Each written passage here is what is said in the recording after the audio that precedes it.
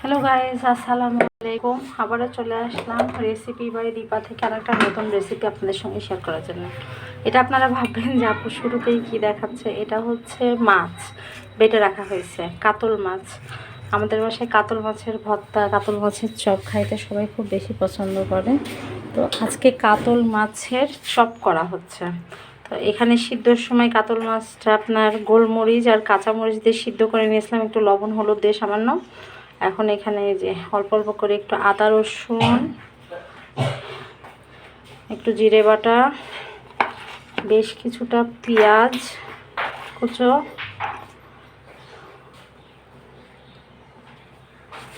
এখানে একটু সামান্য আর একটু হলুদ বাটা দিয়ে, হলুদ গুঁড়ো বাটা তো না, হলুদ গুঁড়ো দিতে হবে।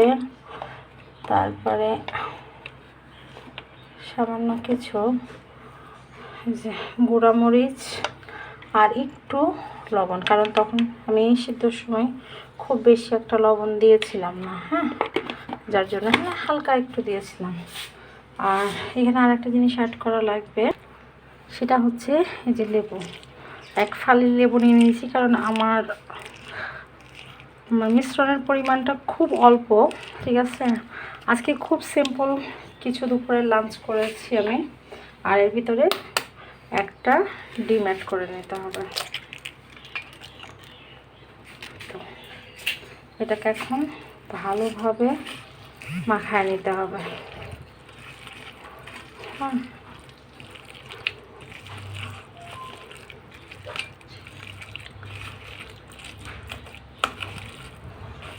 আজকে আপনাদেরকে দেখাই আমরা দুপুরে কী কী করেছি। একে তো এটা চপ হবে, ওখানে শশা বের করে রাখা হয়েছে, শশা কাটবো, লেবু কাটবো। আর এই যে আলুর ভাজা, আর হচ্ছে মুগের ডালের ঝোল। এগুলোই আজকের আমাদের খাবার দুপুরের, খুব সিম্পল হালকা পাতলার ভিতরে করেছি।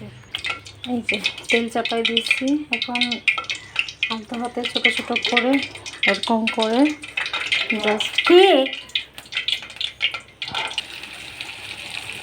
এই যে তেলের উপরে কয়েকটা ছেড়ে দিয়েছি, হচ্ছে। এখন এগুলো একটা ফাইনাল লুক ভিডিও আপনাদেরকে আপলোড করব, ঠিক আছে। আপনারা ওয়েটিংয়ে থাকেন। সুন্দর হয়ে লাল হচ্ছে, দেখেন একটুকু ভাঙেনি। ডিমের জন্যই ফেনাটা হচ্ছে, কিন্তু এক্সট্রা একটুকু ভাঙেনি, কিন্তু আমার একটা বড়াও ভাঙেনি কিন্তু। এই যে দেখেন জাস্ট লুকিংয়ের ওয়াও, এই যে নেমেছে, দেখেন তিনটা কি দারুণ লাগছে। এটা কিন্তু খেতেও অসাধারণ, আমি আপনাদের সামনে ভেঙে কিন্তু দেখাবো অবশ্যই, ঠিক আছে। বাকিগুলো আমি তুলে নেই, তারপরে আপনাদেরকে দেখাচ্ছি। এই যে দেখেন ভেঙে দেখাচ্ছি, কি দারুণ হয়েছে দেখছেন, একটুকু কাঁচা নাই কিন্তু খুব সুন্দর হয়েছে। আপনারা কে কে খাইতে পছন্দ করেন, কেউ কোনো দিন খাইছেন কিনা অবশ্যই, না খেয়ে থাকলে একবার হলেও পরেও বাসায় বানাবেন, চেষ্টা করবেন, ঠিক আছে। আশা করি আপনাদের ভালো লাগবে, আমাদের তো খুব মজা লাগে, একটু টক ঝাল খুব ভাল লাগে, কিন্তু অবশ্যই আপনারা ট্রাই করে দেখবেন। তো আমাদের ভিডিওগুলো কেমন লাগলো অবশ্যই কমেন্ট বক্সে জানাবেন, আর আমাদেরকে সাবস্ক্রাইব করে শেয়ার করে পাশে থাকবেন। আল্লাহ হাফেজ।